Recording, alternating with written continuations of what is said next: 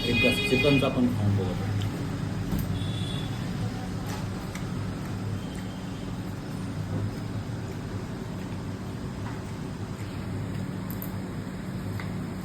आता नुसतं चिकन खाल्लं.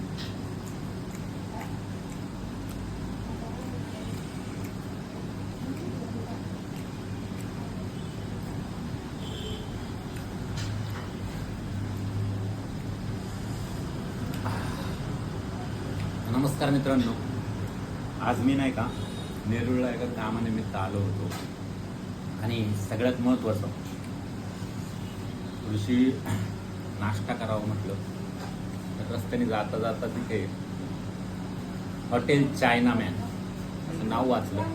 रोजच आपले मिसळपाव खाऊन जरा आहे ना कंटाळा आला, मला जरा नवीन काहीतरी खाऊया. तर या हॉटेल चायनामॅनमध्ये मी आता आलो आहे आणि खास करून मेन्यू कार्ड हे जे पाहिलं मी त्याच्यात चायनीज भेळ असं लिहिलेलं होतं.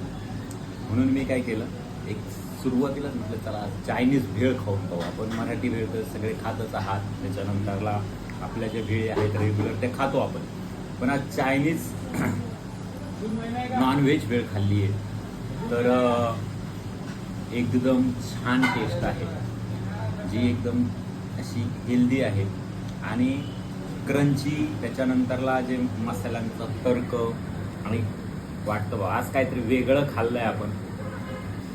पहिला घास खाल्ल्यानंतरला तुम्हाला सांगतो असा जरा मसाले बिसाले त्याच्यानंतरला कोबी वगैरे त्याचा जरा असा आहे ना चार्म बसतो आपल्याला.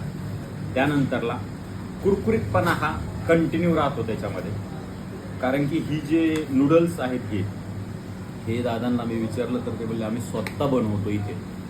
आणि क्रंची असलेलं हे चिकन, त्यानंतरला अंड्याचं आपलं हे टाकलं त्याच्यामध्ये, हे सगळ्याचं मिश्रण आहे